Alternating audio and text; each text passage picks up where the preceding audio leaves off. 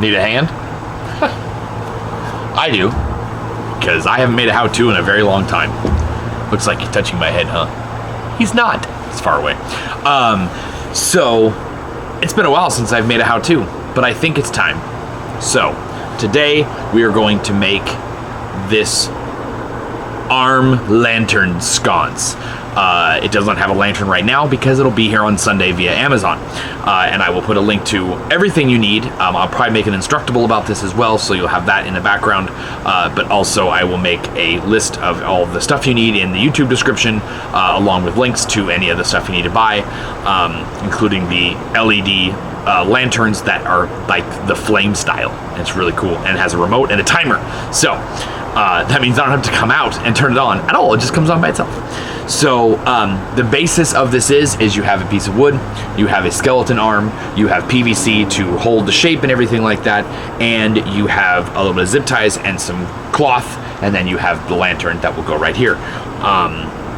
It's basic PVC. You've got a coupling, a 45, 2 pieces of pipe, which one of them is 9 3/4 inches and one of them is 3 inches, just to give a little more shape up here. A regular skeleton arm, so if you have a skeleton that is broken or you're not going to use anymore, then, you know, like this guy, because this is absolutely what I ripped it off of. He doesn't have legs, he doesn't have arms, he doesn't even have a head. So I don't know what I'm ever going to use him for, but never throw away a skeleton, even if he's broken. So, all you need is basic tools to do this. Your PVC cutter to do that. Your monster mud, gloves, paint mixer, drills, a couple of screws, some glue, either hot glue or Gorilla Glue, and some scissors, a spade bit. Yeah.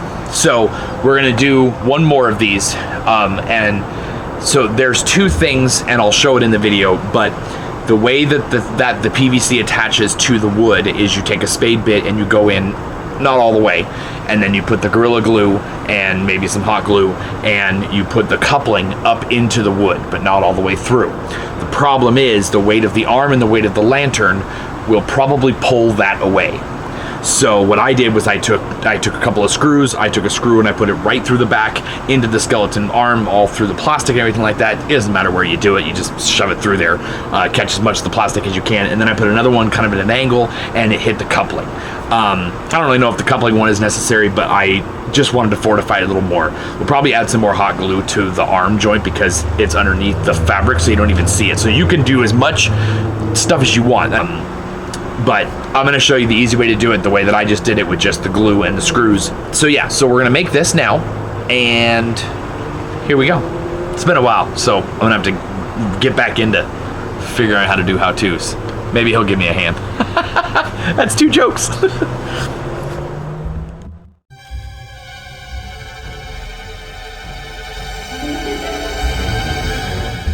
Okay, so I've never actually done a how-to this way before. Maybe I have. Oh, I think I did a little bit. Anyways, so I've never done it this way before, and I don't know how I'll like it, but we'll see how it goes. Everything's upside down. Yeah, so you have to do this prop upside down. So, the first thing I do is always make sure you misplace your Sharpie, because you never know when you're going to need it, and you always need to make sure that it is misplaced. So center the coupling in between the 2 corners of your coffin, or whatever shape you have. I made a coffin shape. I didn't really do any measurements of the coffin shape because I want to leave that idea up to you. You can actually buy boards like this that are at like Michael's and stuff like that, that are they're like plaque boards. Sometimes they come and they have like routed edges and stuff like that too. So if you want to make it fancy, go ahead. I'm gonna make mine rough because I like this rough look. Anyways, so you can make a I made mine out of cardboard. I made this shape out of cardboard. I cut it. I did all the measuring on the piece of cardboard, and then I traced it onto the wood. That means that there's not a bunch of lines on the wood. You don't need to cut it a bunch of times. You have and you have a cardboard template that you can use over and over again if you wanted it for something else, or if you're going to make a bunch of these. Obviously, I got a slab of wood, and I just cut it with a jigsaw to get this shape. So center it in between here, and then obviously in between this, I'm going to eyeball it. I don't know any haunters that have rulers, but if you have one, please send me one because I don't have one. And I did this all without a ruler, and I did it with a giant carpenter's square. So I just marked that just so I know where it is. It needs to be a 1 1/8 spade bit. I don't have one, so we're going to use this behemoth. It's 1 1/4 inch. It will do the trick. You can also use a spade bit, but just do not go all the way through the wood. The pointed bit will.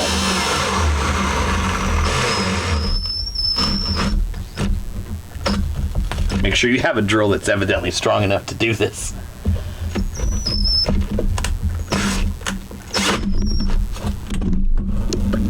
And one that will not knock the freaking thing over. Don't use this bit. This is for cutting big giant holes. Use a spade bit. The problem is my spade bit is so bad because look, it doesn't even have those little teeth on the end because I used it so much, so I need to get new ones. But anyways,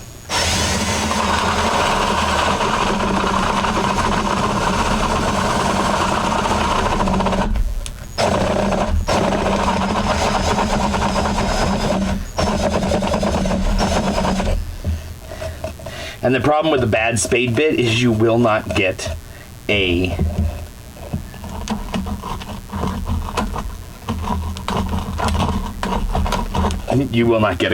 good cut at all. It's terrible.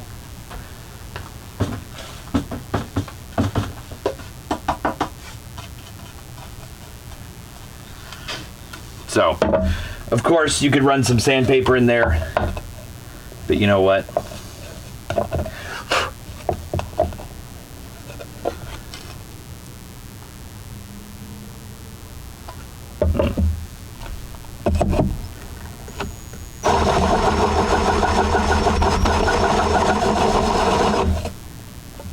There we go. That might make it look better.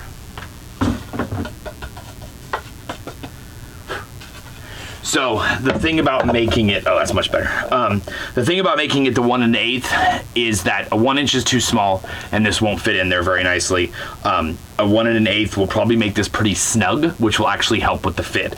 With this having so much room in here, it allows it to have space to move with the weight and to come off, and that's why I had to put the screw in. Gorilla Glue is water activated, so you need a water bottle. Spray, spray.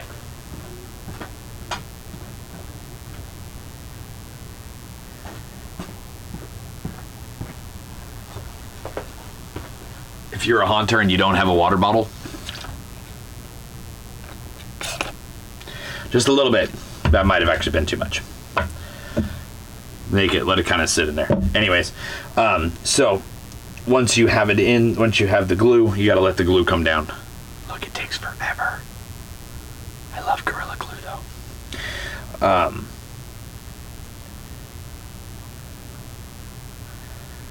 Because Gorilla Glue actually expands. Kind of like Great Stuff. You probably could actually use Great Stuff on this as well. Just a little bit. Just a little. Those sounds are copyrighted. Please do not use them in your own music videos.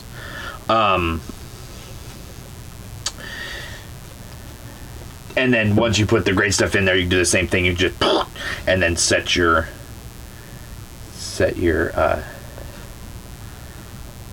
coupling in there. Now, the reason that I did hot glue is because I'm impatient and I didn't want to wait. And now I have more glue on, whatever. So you take your hot glue gun, and since you don't want to wait either, because who wants to wait?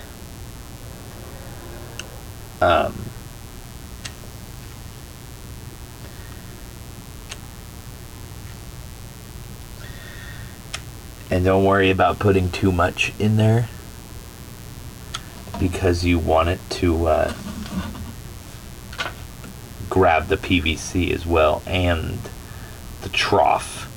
around it. But again, if you're using the 1 1/8 spade bit, or whatever one fits your PVC coupling, then it may not matter as much. So always make sure you have the right tools before you start a project. I did not know that I didn't have a good enough a right size spade bit. I have so many spade bits, but nothing. I only have 1 1/4 inch that's over the inch. I have a ton that are under the inch, but that's it for inch. So kind of like the candles, you can actually drip it up on the top and let it kind of fall down. And what that'll do is it'll just grab the PVC a little bit. It wouldn't be a bad idea on this part to maybe rough up the edge of the PVC around there with like sandpaper. Just take it and rasp around it. What that'll do is that'll allow the glue to have something to grab into, and it will also it'll let the glue grab into it, which I didn't do. Like I said, I'm really bad at making how-tos again because I haven't made any, and this is still upside down. Anyways, as you can tell, I sound much better now because I have a microphone attached to my camera. So maybe I don't need to talk as loud. Anyways, so now you have this. We'll let this sit. While we're doing that, you have just find some scrap PVC. If you don't have scrap PVC, go buy a piece or 50. Because again, if you're a hunter, you should have a ton of PVC. I have PVC all over my yard in various states. I have some long sticks, I have little sticks, I have buckets, I have another bucket, I have buckets everywhere. So, like I said, 9 3/4 and a 3 inch. So, take your handy little tape measure and 9 3/4. Man, isn't that the freaking Harry Potter doorway in the freaking train station? Anyways, I'm pretty sure it was. I spent a lot of time at Universal Harry Potter, so I should know that. In Universal Florida. Twice! Anyways, bragging. So then you have one that's 9 3/4. Don't go through the door because you'll end up in Harry Potter land. And then the other one is 3 inches. Shh. No inappropriate comments. You can share those on the playground after class.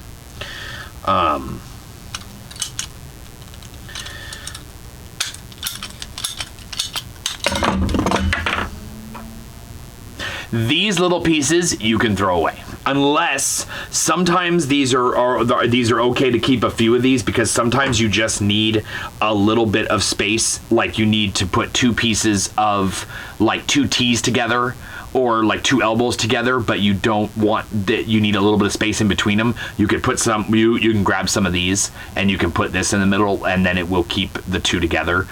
So if you need like two elbows right next to each other. So I keep a few of these around, but that one went in the garbage. So now you have your pieces of PVC.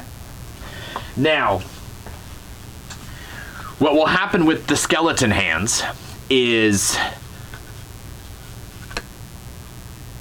it's on the wrong side, because you want the elbow, because see, they only go a certain way, but they go like this on this one. So you want it, once you have the shape that you want. If you want this thing to go all the way straight, I pinched myself. If you want it to go straight out, that's fine. I wanted some definition to it, so I think I went, so from flat, I think I went, did I go 1 click? I'll have to go measure, hold on. So yes, I went 1 click. So you have it flat, and you go 1 click. Now, the problem is you have the hand going the wrong way to hold it.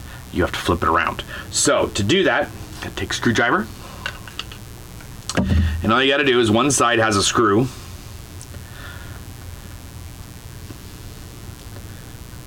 Unscrew it most of the way. Oh yeah, I think you have to take it all the way out. Yeah.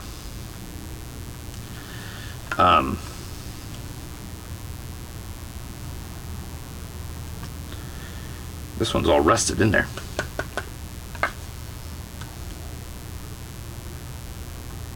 Oh, there we go. So take it out, and just flip it around. Put the ball back in there. It should go back in. Yep, there it goes. So take it, and then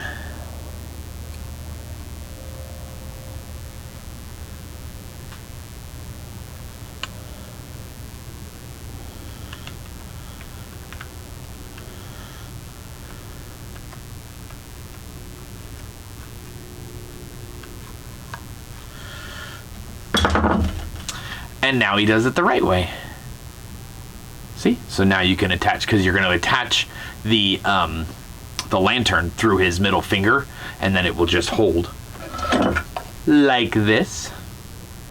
Now mine won't hold because the middle joint will not, but see? So you got that idea, right? Just like that. Because if you don't do the PVC at the joint and then going up to this section right here, it will go like this. It will eventually fall, especially in any type of wind. So you want it to, the other thing you can do, you can glue this joint. You can put some Gorilla Glue in there, or Great Stuff, or regular hot glue, and what you can do to hold the shape, not that you really need to hold the shape with this because there's no weight on it, but you can take painter's tape and kind of tape all around this to make sure that it stays in that shape while the glue is drying. But I mean, hot glue dries really fast. Great Stuff does not dry really fast. It dries ish, and you don't want to touch it because it won't do the right thing, but then you'd have to shave it a little bit. If you wanted to add some girth to the I said leave the jokes till after class. To the bones, you can add Great Stuff to the bones, and then you can actually go along and you can wait for it to kind of foam up a little bit, and then you can kind of move it around a little bit, or you can just let it foam up around it, and then you can carve. I tend to want my arms, and because most of the stuff in my cemetery is made with these skeletons, I don't want to change the look of it because I want all my stuff to look the same. So a skeleton bone is this thin. It doesn't need to be fleshed out. It doesn't need to have like a pool noodle on it to make it thicker. You know, if you're trying to make a regular body, like a regular human type body or a zombie, then yeah, and you want to use skeletons as your base, you're going to want to add girth to this because you want it to look like a human arm, where this is much thicker than that. You know, so, but for this, because I want it to look like the rest of my theme, I am going to leave it just like this. So now that I have this, I don't have to glue this because I'm using the PVC. So, also, if you take it off of there, if you take it off the skeleton, you're going to need to take that off as well. You don't have to, but the cool thing about it is that if another one of yours breaks, you have parts. So it has 3 screws to take the joint apart.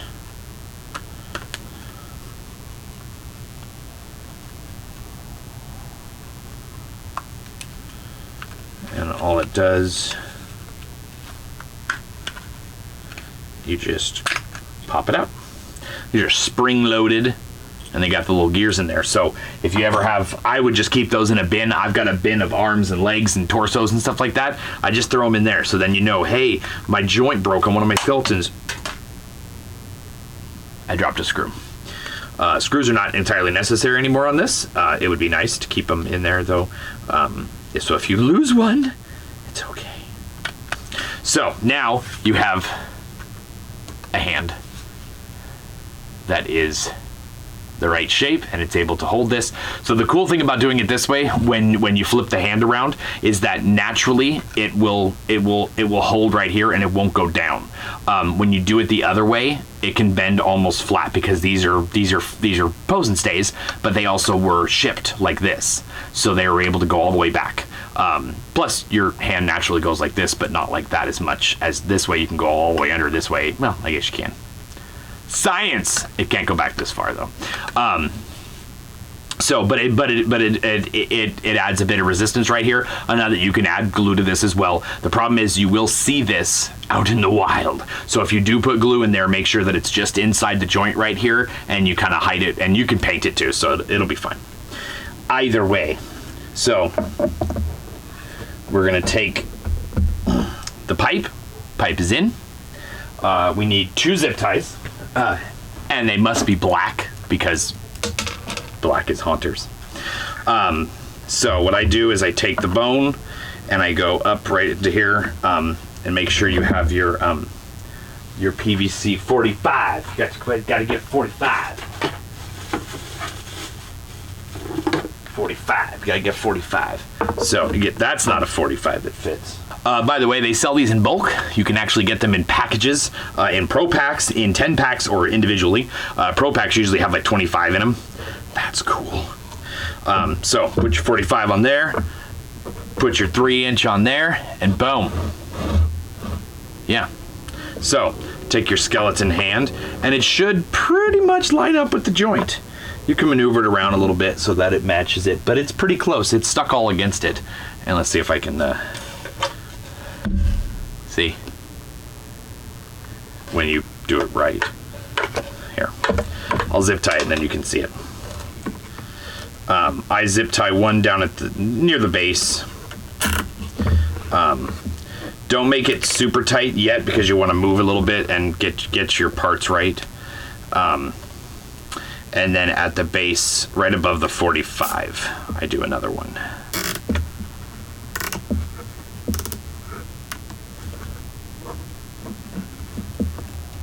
That one you can do tight because you want it to be there. Sometimes with these cheaper zip ties, they don't pull real well. So sometimes you have to use a little tool to pull them. But, so now, there you go. It's pretty cool. Stays pretty good.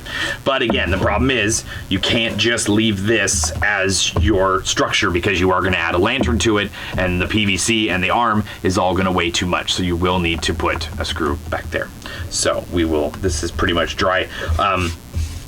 Again, roughing up the PVC and roughing up the wood around this, and stop getting Gorilla Glue on everything. God. There. Roughing up the wood with both these with sandpaper, that will probably let the glue soak into the wood a little bit more. But like I said, the Gorilla Glue will actually expand into this as well over time, over the next hour or so, and it will actually probably keep this in as well. So let's get physical. Sorry, I surely don't need to screw that long. Shirley? Who's Shirley? Shirley. By the way, it's also super cool to have a whole bin full of screws, because we all need screws. I actually probably should buy some drywall screws for this season. I just haven't yet. You know what? This is fine. So I'm just going to take a regular, I don't know, that's like a 2.5, 3-inch screw. I don't know. And the idea is going to be that I'm going to get it into the knuckle of the joint there. So kind of eyeball it, look at where the hole is back here, and just go for it, just go for it.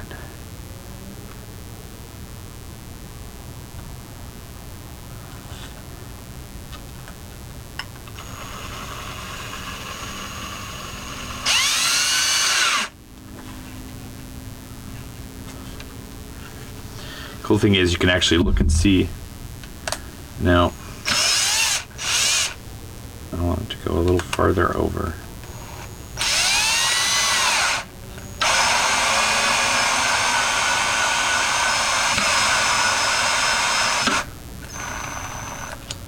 Yeah, that's good. So what's kind of cool, I don't know if you can see it, is you can actually, when you're going through it, you can actually look through the hole there and see where the screw is going into. So you don't want it to obviously go through this really hollow point right here. There's a bunch of plastic in the middle of it back there. Try to grab a lot of that with the screw. Mine's actually right behind all that plastic, but it grabbed a little bit of it. It actually grabbed it so far that it actually pushed this, squished the plastic. As you can tell, it's already starting to, that's the Gorilla Glue. It's starting to foam.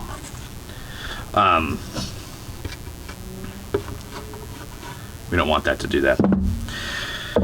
So now you have where this is pretty dang indestructible. Okay, so what we're gonna do now is if this is where you want it, the thing is, it really doesn't matter where this is. And let's say you only had a forearm. Let's say you only had this piece and the hand. You don't need this piece. It helps. But you can just use the PVC because then you don't have, you know, this does add a little bit of definition to it. But if you don't have this piece, then you can just use the PVC. If you wanted to add some for the joint, you could actually use a pool noodle and kind of break up, you know, cut it into like a little section about that big, and then just kind of shape around it, and then you can actually put it around the PVC. Pool noodles will actually fuse together with heat. So if you were to slit it down the middle and pull it apart and put it around this, if you were to heat up both of the ends and push them together while they're hot, they will actually fuse back together. And they act as like their own glue. So Alan Hops taught me that. So once you have it where you want it, go ahead and make that zip tie a little tighter. Pull the little knob back into the middle, and then always cut off your dangles. Your danglies. Always cut off your danglies. Always keep it trimmed and neat. So now you have this. What I'm gonna do, and you can do this before you monster mud or after, is you can paint your boards. I'm gonna paint this black tomorrow.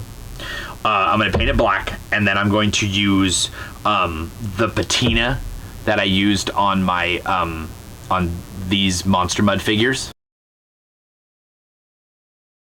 I'm going to use that patina on here as well, but I'm going to do it with a sponge. So I'm going to put a black base, and then I'm going to sponge the patina on, probably with a little bit of white as well. Maybe a little bit, well, I might do brown and patina, but mainly patina as the base over the black, and then have some brown and white dabbed in there, and I will show that as well tomorrow.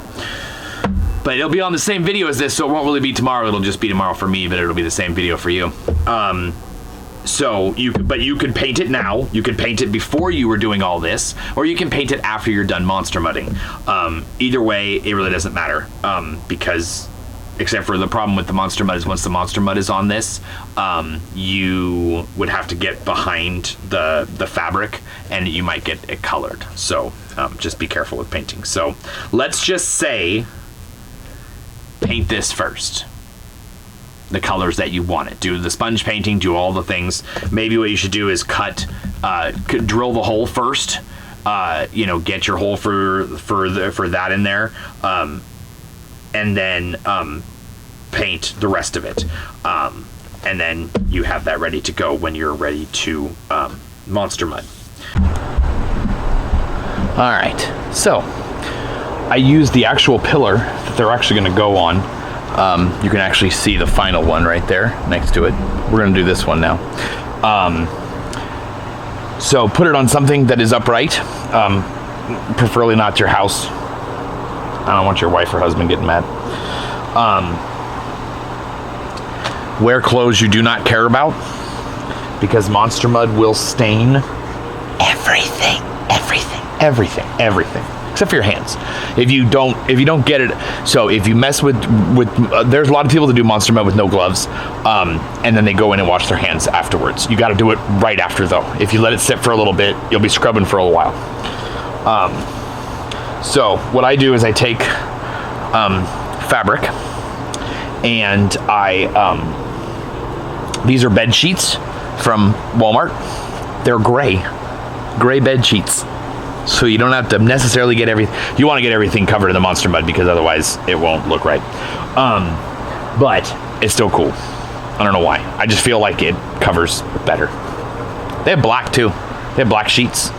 You can use white sheets. You can actually use any color you want. The problem is that if you use something like white, you need to make sure that you really coat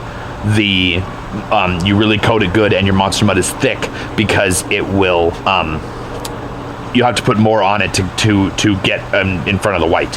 Where gray or black, you've already got it covered. Monster mud is 4 parts joint compound, 1 part paint.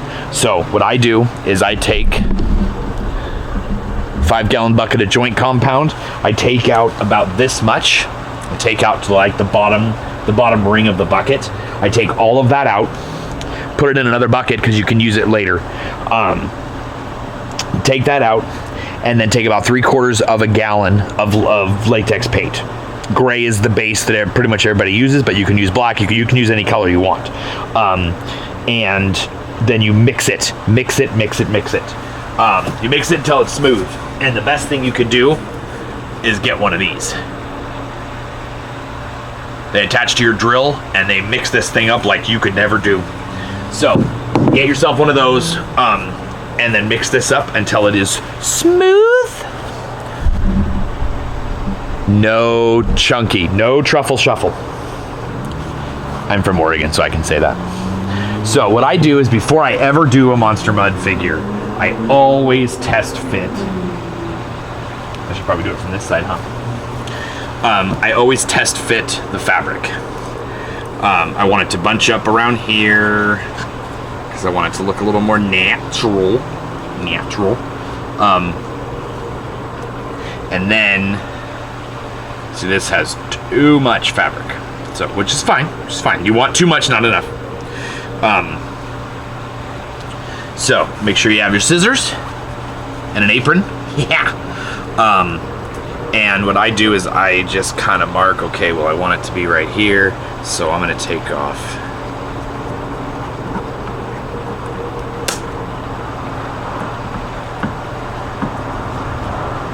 And you do not have to make straight cuts. Unless you want to. I do not want to. I don't like making straight cuts.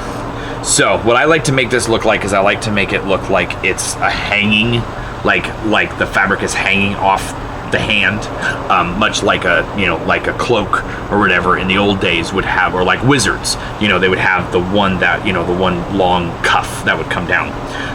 But then it would also come back up towards the hand. So what I'm gonna do is I actually am gonna kind of make this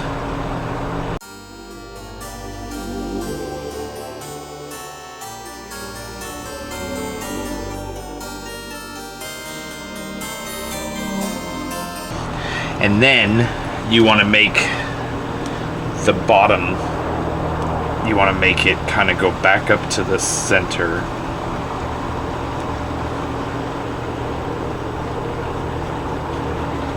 But I like the fact that if you do it kind of cool, you can have these hanging bits. You never want folds in your Monster Mud.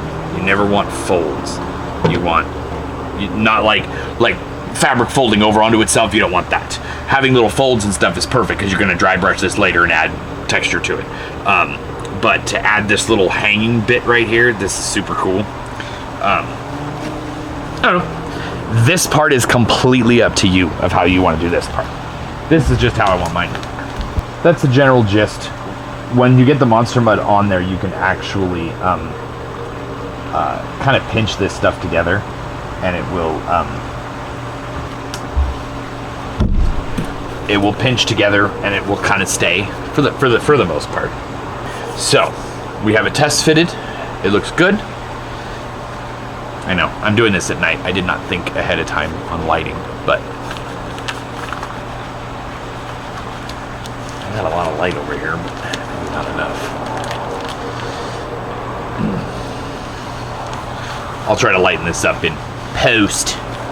So, because I do not like to get my hands dirty, Dollar Tree kitchen gloves, make sure they got the arms. Okay. Also, with Monster Mud, you want to take your fabric, spray bottle, water. See, water. You always need water, and just spray it down. You don't need to get it super wet. What this does is it helps the joint compound grab it a little more. You can wring it out a little bit, whatever you need to do. And then, you know what, I'm not going to move that because I won't be able to move the camera afterwards, but just know that I'm sticking this in the bucket. and I'm swishing it around and getting it all covered in. And then when it's covered and everything, you go like this and you wring it out like twice to get all the excess off. You don't want a ton of excess, but you don't want to wring it off really hard, but just get all the excess off.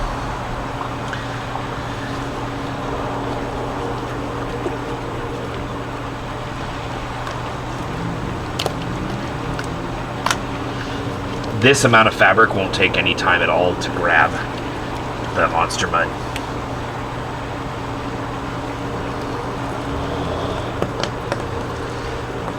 The interesting part is remembering where the back edge was and where the front edge was.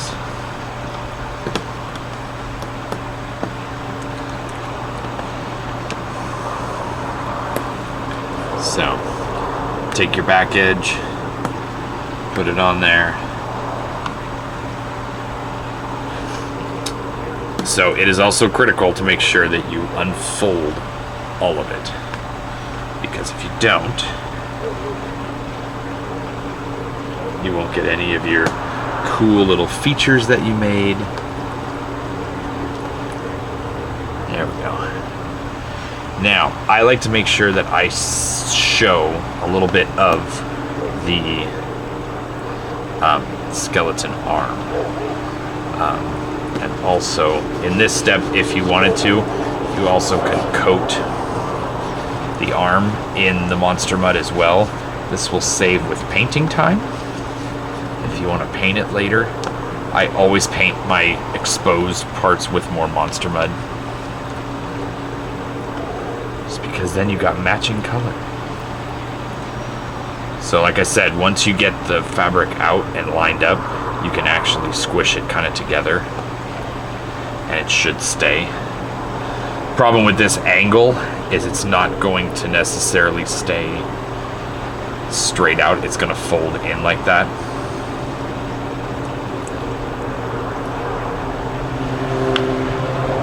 That would be pretty natural anyways.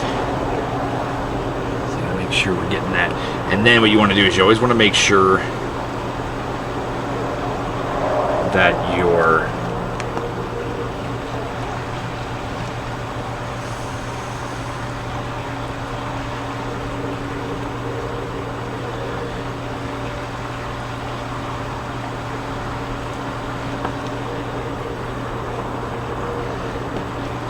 creating lots of little folds and ripples in the fabric, because what that does is it helps when you go back to dry brush, you have something for the white paint to grab. Also, you want to make sure you kind of squish this together up.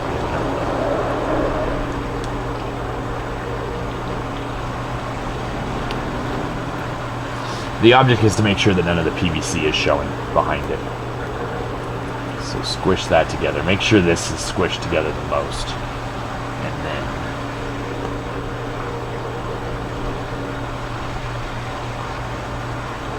make sure those aren't together, but make sure it's all unfolded so that it lays more naturally.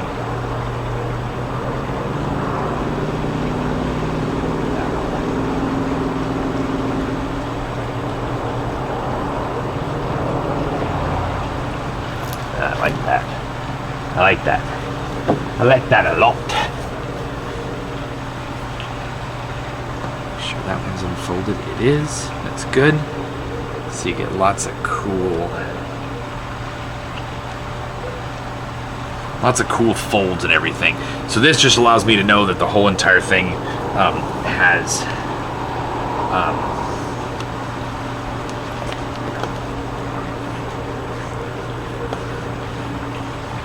like I said, you can coat this with your hands, or you can get a paintbrush and do this. Either way, you're gonna paint over this anyways with like some white. I'll show the dry brushing tomorrow after all this is dry.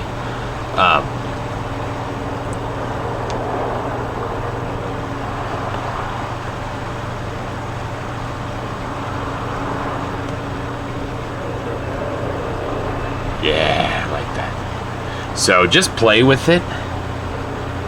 Hide things if you want. You can fold them back in like that.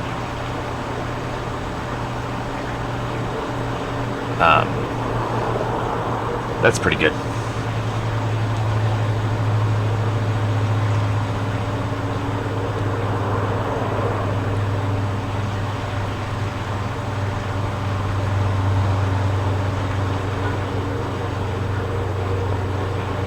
When you cut these things, kind of cut them so that they end up in 4 different spots. So you have 4 different dangly bits. And then you're done for right now. Take your gloves off. And like I said, Dollar Tree. Dollar Tree is your friend on these. All right. So I mentioned the other part of this video, that to paint this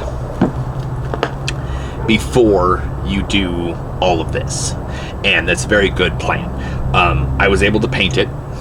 If you're going to do this type of thing, I put a piece of cardboard behind, and then because I don't want to mess up the paint on this, I put a piece of cardboard behind it and then paint it away. You can get behind everything. It doesn't need to look perfect. That's up to you, personal quality, whatever you feel like. But the problem is that now when I go to sponge paint it, I'll be able to work around that pretty nicely. This is kind of hard to paint sponge. Airplanes. I have an airfield right behind my house, pretty much. But it'll be kind of difficult to get down under here without messing up the monster mud a little bit. It's not going to break the monster mud, but it's going to look a little weird to get underneath that. So I will edit that in the beginning of this to show that you need to paint and detail this piece, the wood piece, the base first, then do all the rest of it. So yeah, you prop, you learn, right? I gotta get a better sponge. By the way, I get these sponges. They have the Brillo pad on the back and the nice, all the holes on the one side. I get them from Dollar Tree in a 2-pack. That's where I also get the kitchen gloves. So you can get lots of these. And they come in a 2-pack and everything. But the cool thing is this kind of gives you a harder surface to grab than another sponge. You're not, because the sponge gets squishy with the paint, but this kind of stays hard. So you kind of get a little harder surface to push the paint on. Tippy number 2, I guess, All right, so what I'm going to do, and we're going to do this live together, is I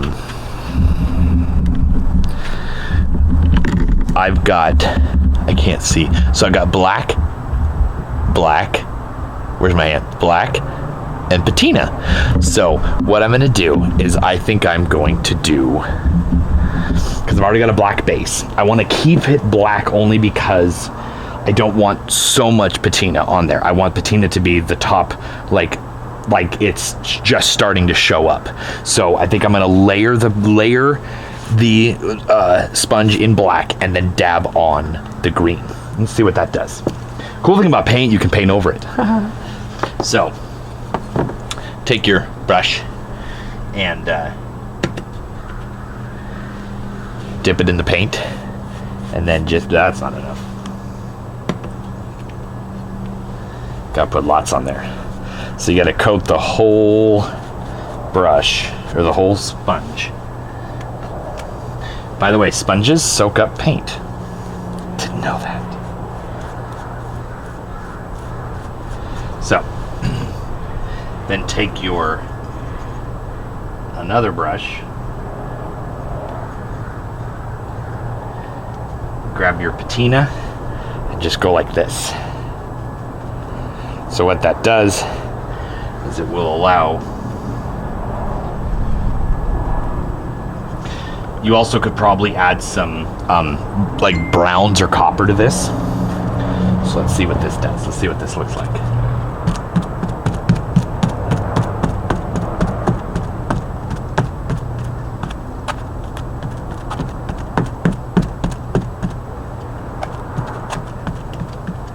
Oh, I like that. I like that. So you can obviously put more or less black on there.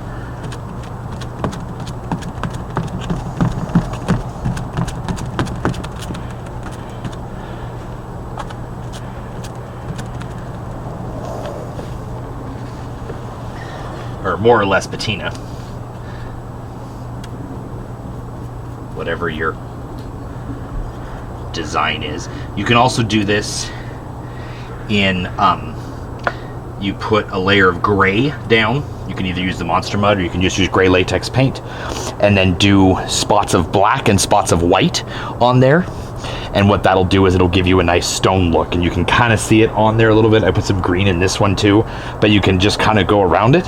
And what that does, that's what I do with all my tombstones, is I do a layer, I coat it in black, and then I take the gray and then spots of black and white, and I just dab it all over the place. Gives it a nice textured, weathered look.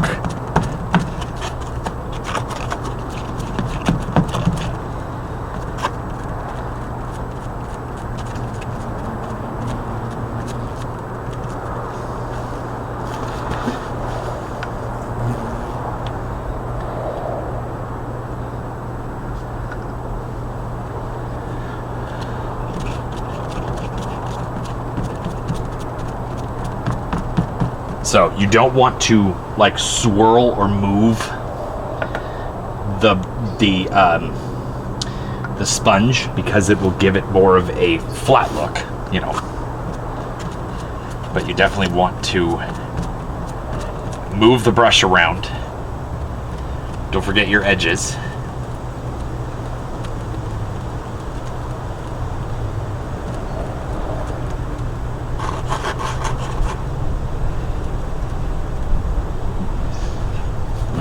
Yeah, definitely paint this before you do.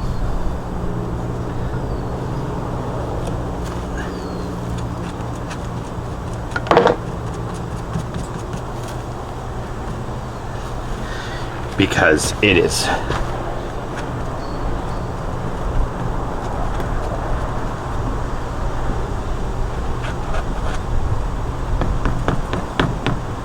See, I don't like that. I moved it.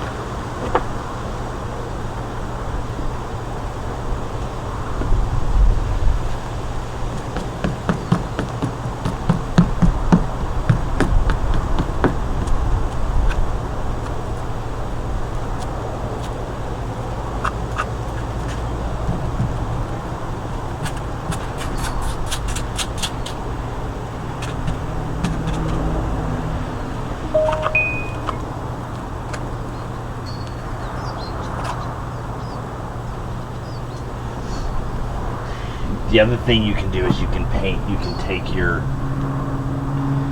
your patina on a brush and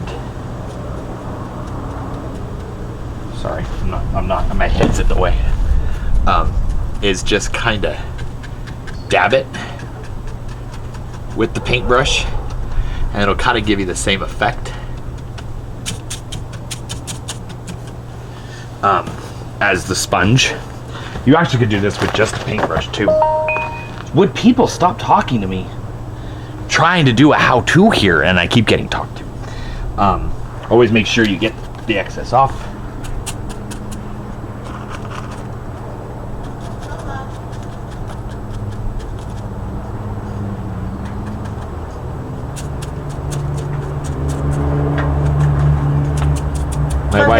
My wife's gonna come out and inspect now. No, your wife's gonna come out and tell you it's time to go to dinner. But I'm making props. Fine, then I'm going to dinner without you. Where are we going to dinner? We're going to the Roadhouse. Going to the Roadhouse. They have biscuits. So we're gonna let this dry, and then we're gonna come back and do dry brushing on the arms and stuff after Roadhouse. Bye. What? I just hit it. Like I was trying to show you, and then I just hit it.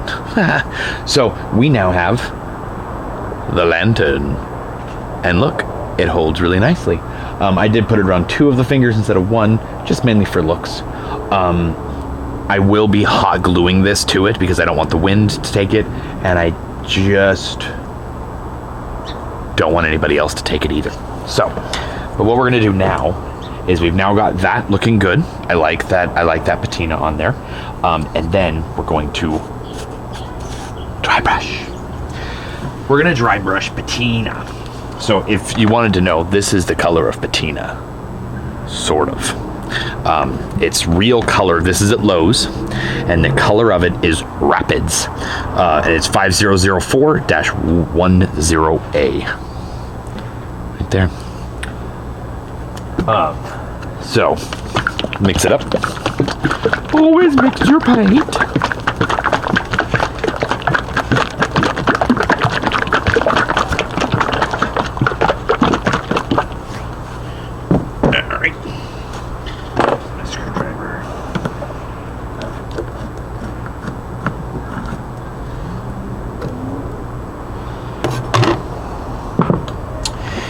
Now for dry brushing, I always take a piece of wood, and this is dry so it doesn't matter anymore, but I take a piece of wood and that's what I do. I get the excess off with. So take a paintbrush, get a bunch of paint on it, wipe it off, and then you just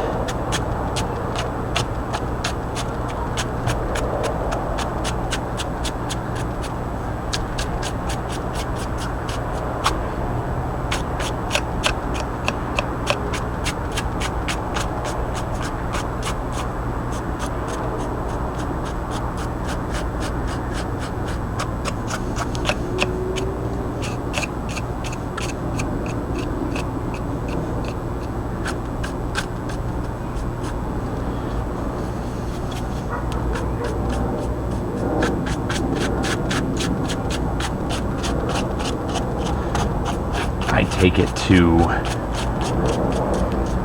highlight the folds.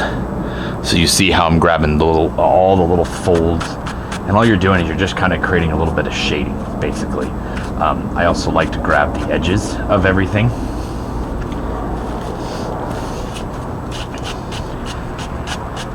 Try not to let any of it pool in one area though. And you're really just doing flicks.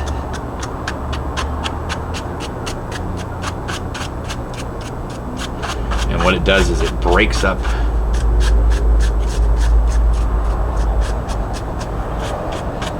a lot of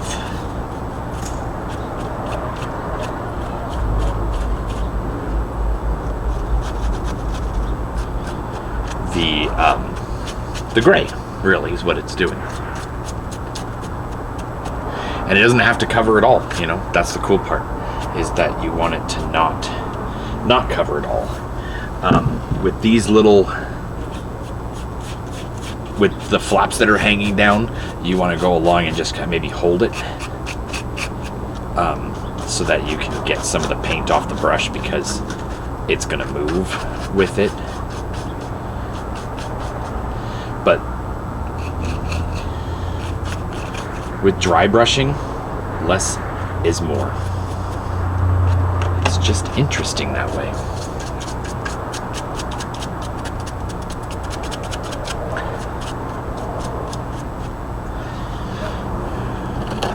And we'll probably add a little bit of patina to this thing here as well.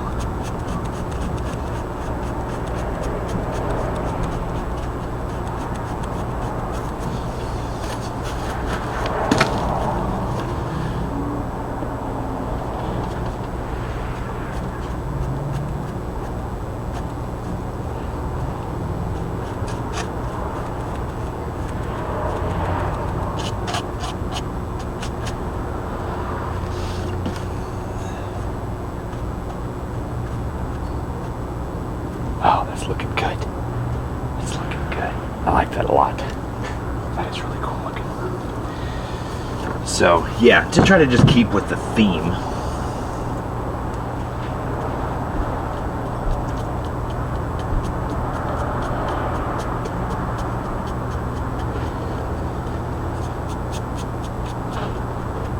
They already actually did dry brushing on this, which is really cool. But you can add your own to it.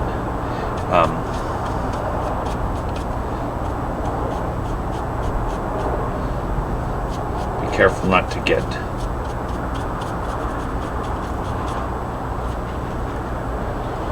the actual glass itself. And you don't have to get all of it because you want it to look unnatural. I like that a lot. So then I will put it back on. Cool thing about dry brushing is it dries really fast too. I'm liking that it's kind of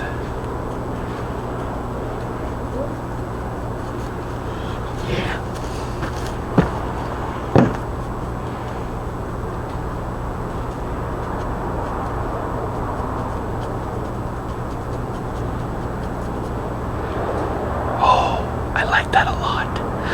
Let me move the camera so you can see. So you can kind of see here.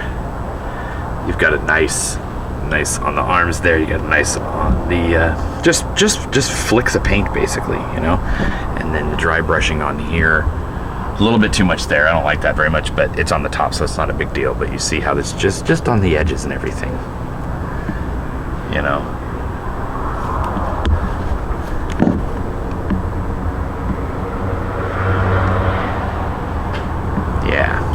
So, dead end. I'm calling this thing done. Oh, that looks so cool. All right. So, I know there's kayaks back there.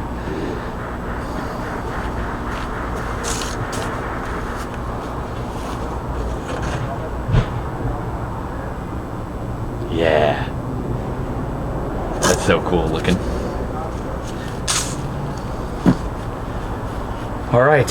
Well, if you have any questions, email me at scarehollowpdx@gmail.com or comment below or go onto Facebook, scarehollowpdx on Facebook, and I'll answer any questions I can. Have a good time making these. In all reality, if you don't have the 15 breaks that I had, you can do this in probably an hour. Minus drying time. If you're doing it in the summertime, you could probably do this whole thing in an hour because the monster mud will dry in that time, and then you can just do your regular sponge painting and stuff like that. But if you want to paint the base the day before and then do the rest the next day, you should be able to do this in about an hour. So, all right, well, yeah.